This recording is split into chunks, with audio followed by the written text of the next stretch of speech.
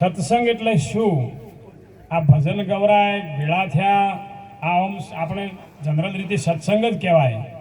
પણ છતાંય જો મોય કુસંગ ભરેલો હોય તો સત્સંગમાં બેહવાથી સત્સંગ આપણામાં બેહે નહીં. તો કુસંગ શેને શેને કહેવો? તો આપણા અંદર ઈર્ષા હોય, દેખાઈ હોય, સળ હોય, કપટ હોય, માન બળાઈ હોય, આશા તૃષ્ણા હોય, કામ ક્રોધ લોભ મોહ હોય, આ બધો કુસંગ છે. એ કુસંગ જ્યાં સુધી આપણામાં હોય ત્યાં સુધી સત્સંગ આપણામાં પ્રગટ થાય નહીં.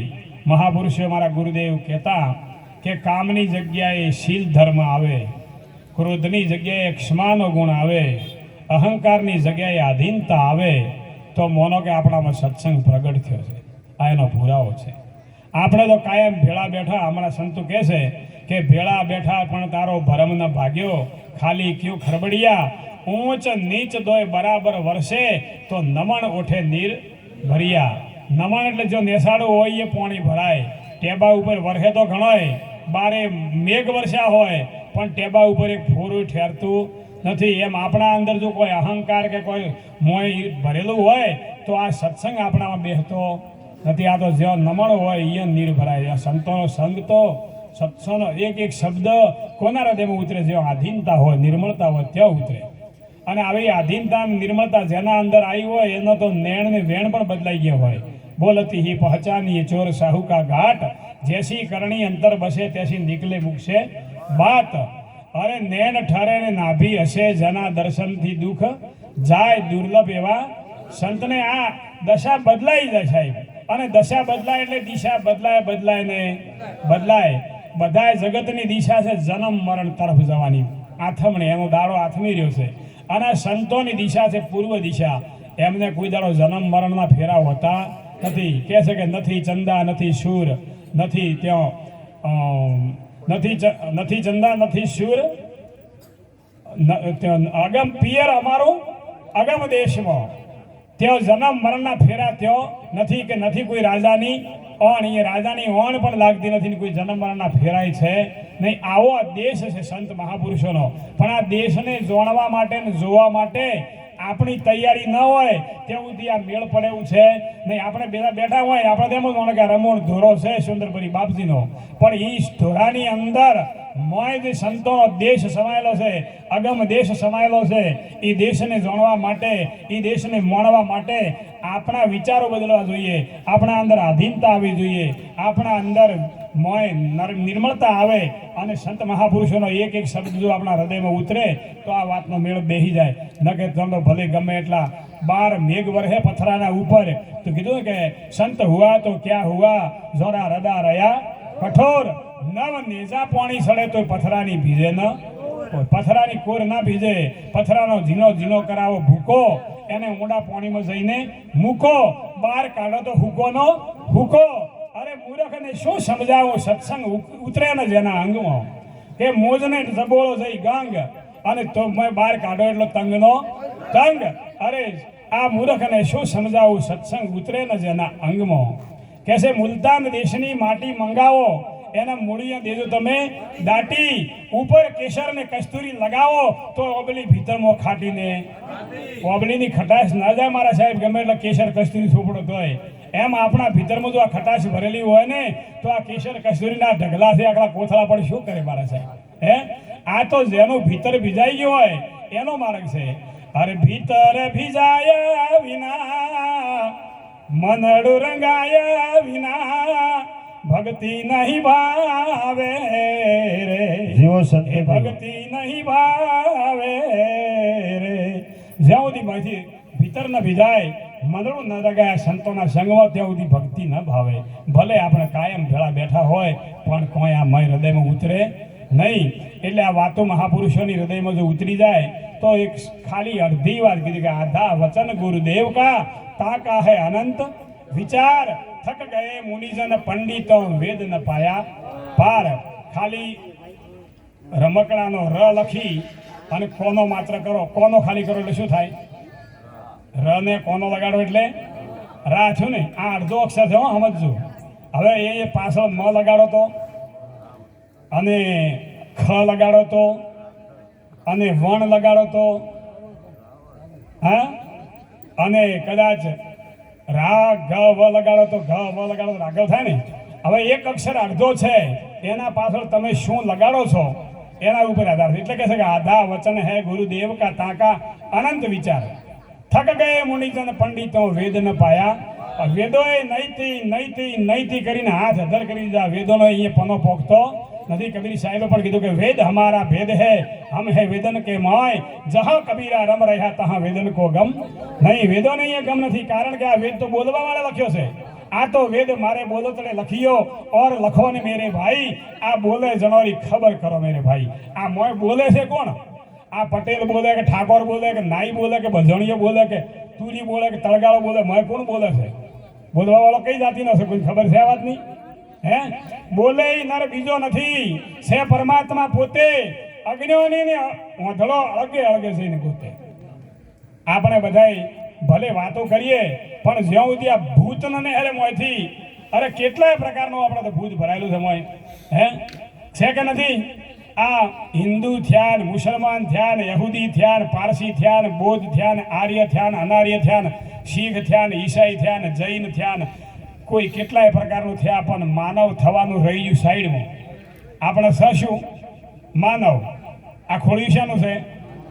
કે કૂતરા ગધેડાનું છે? કોઈ છે કે નથી માનવનું? તો કોઈ એમ કહે છે કે પેલો આવે માનવ એમ? હા, ફલાનો ભાઈ આવે ને, ઢેકણો ભાઈ આવે ને, ઠાકોર આવે ને, પટેલ આવે ને, દેહાઈ આવે ને, ક્ષત્રિય આવે ને, બ્રાહ્મણ આવે ને, વૈશ્ય આવે ને, શુદ્ર આવે ને, આવું બધું કંઈક નથી કહેતા. પણ માનવ છે એવું કોઈ કહેતું? કારણ કે માનવપણું આપણું ખોવરાઈ ગયું છે. અને માનવપણું ખોવરાઈ ગયું છે અને તાજું કરવા માટે અને યાદ કરાવવા માટે આ સંત મહાપુરુષો છે. આ સંત મહાપુરુષો આપણે એવું ન માનવાનું કે ખાલી કવરને ભેટ પૂજાઓ લેવા ફરે છે. અરે સંત ભૂખે ભાવ કે ધન કે ભૂખે નહીં, ધન કે ભૂખે જો ફરે વો સંત નહીં. સંત કોઈ દાડો ભીખ ન માગે. સંત તો રાજાઓનો રાજા હોય, શહેનશાહનો શહેનશાહ હોય. એ કોઈ દાડો ભિખારી ના હોય. સંતના આગળ તો આસમાન દૂજે, ભક્તિ કરે અને આસમાન દૂજે. સાહેબ સંત કોઈ દાડો ગરીબ ગરબો હોય નહીં, ભિખારી હોય નહીં, કોઈ લોભી લાલસુ હોય નહીં. ભક્તિ કરે પાતાળ में प्रगट હોય આકાશ, દાબી દૂબી ના રહે કસ્તુરી કી વાસ. ભક્તિ કરે કોઈ સંત સુરા, જાતિ વરણ કુળ ખોઈ, કામી ક્રોધી લોભી લાલસુ ઉનહી છે ભક્તિ ન હોય. એનો માર્ગ છે નહીં. આ તો બધા આપણે તો બધો ખેલ કાઢીને બેઠા છો. ઓલો આવો ને પેલો આવો ને હું આવો ને તું આવો ને આ બધું ભૂત બેઠું છે આપણામાં. અને કેવું ત્યાં વાત સમજાય એવી નથી સાહેબ. એટલે આ મહાપુરુષો તો આપણને રાત દિવસ ઉજાગરા કરી કરીને સમજાવે છે કે ઉઠો લોકો ના સુવો, ના કરો નીંદ છે પ્યાર, જેસો સપનો હે રેણકો એસો આ સંસાર. અને ઊંઘમાં સપનું આવ્યું હોય, ઊંઝામાં ખેતરમાં શેઢા ઉપર ઓશીકું કરીને અને મોટા રાજા બની જ અને નોકર સાકર દાસ દાસીઓ હાજર હજુરીએ ખમા ખમા ખમા કરતા હોય અને જાગે એટલે ધૂળનો ઢેખાડાનો ઓશીકું કરેલું હોય. હા, એવું જ છે આ જાગતાનું સપનું સાહેબ. એક દિવસ આ ઓખો બંધ થઈ લેવાના મળ્યું કોઈ છે નહીં. તો કરોડપતિ હોય, ડોક્ટર હોય, બેરિસ્ટર હોય કે કોઈ બી XYZ હોય કે ભલે દેશનો રાષ્ટ્રપતિ હોય કે વડાપ્રધાન હોય, જે દાડે આ દાખલો પોળો થયો ઓછું બંધ થઈ એ દાડે આનું કોઈ છે નહીં. ગમે એટલે માતા પિતા વાલા હોય તો કોઈ દાડો 4 દાડે મહેમાન ગતિ કરાવી કોઈએ મા બાપને કે મારે મા બાપ ખૂબ વાલા હતા, 4 દાડા સુધી મા બાપને રાખવા છે ને છે વંજળા ખવડાવવા છે. ખવડાયા કોઈ મર્યા પછી? છોકરો વાલો હોય એકનો એક હોય કદાચ મરી ગયો હોય, કોઈ રાખી શક્યો? અરે ઘરમાં કોઈ ઘડી ન રાખે ભાઈ, ઘરમાં ઘડી ન રાખે ભાઈ. આ જીવને શ્વાસ તણી સગાઈ ઘરમાં ઘડી ન રાખે ભાઈ. તમે એવું ના માનતા કે બધું અમે હાથી ઉપાડીને જશે બંગલા ગાડીઓ, કશું કોઈ હંગાથી નહીં આવે. હંગાથી શું આવશે? એનું સંત ભજનના અંદર પુરાવાલો છે. અરે હંસલો ચાલો જવાનો એકલો રે, હંસલો ચાલો જવાનો એકલો રે, સાથે આવશે પુણ્ય ને પાપ, સાથે આવશે પુણ્ય ને પાપ.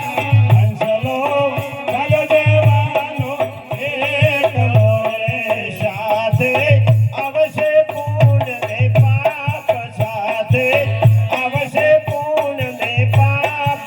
હંસલો હાલો જવાનો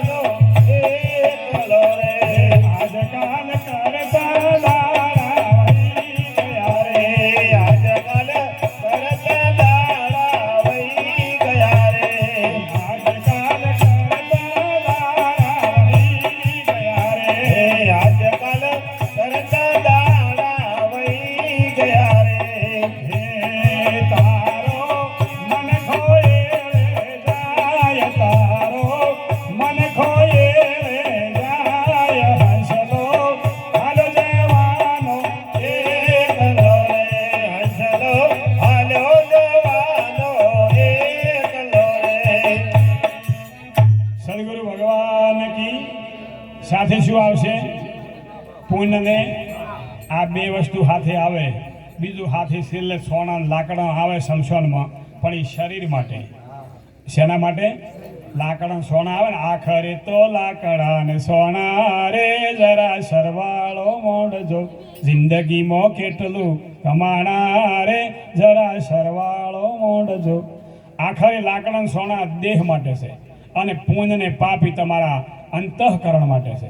અને જેવું કર્યું છે એવું હાથે આવશે.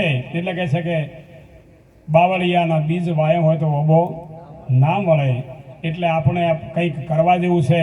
આ જે અહીંયા મોઢવા બોધી આજે પૂણા 3 વર્ષ થયા, આવા જ ધર્મના મંડપ બાંધી અહીંયા ભોજન પ્રસાદી કરાઈ, સંત સાધુઓને બોલાવી, કુંવાસીઓને બોલાવી, એમના આશીર્વાદ જે અહીંયા મેળવે છે એમને લાખો વાર ધન્યવાદ છે. કારણ કે બધું આપણે બીજું તો કરે, પણ આવું ધર્મના મોઢવા બાંધવા એ તો ખરેખર શૂરવીરોનું કામ છે. એટલે આવું કાર્ય કરવાવાળા પુરુષોને પરમાત્મા સદાય સુખી રાખે, ખૂબ એમને અંતથી સુખી રાખે. એમના અંદર સદવિચારો આવે, સદભાવના આવે, ત્યાગ આવે, વૈરાગ્ય આવે, આવો એમનું જીવન ધન્ય બને. એટલું કહી આ વાણીને વિરામાલો બોલીએ. સદગુરુ ભગવાન કી જય હો. ખૂબ ખૂબ ધન્યવાદ પૂજ્યશ્રીને. બહુ સરસ આનંદને મોજ કરાવી. હવે આપણે આગળ ભજનનો દોર ચલાવતા રણપુરથી ભક્તરાજ શ્રી રામજીભાઈ વધાર્યા છે.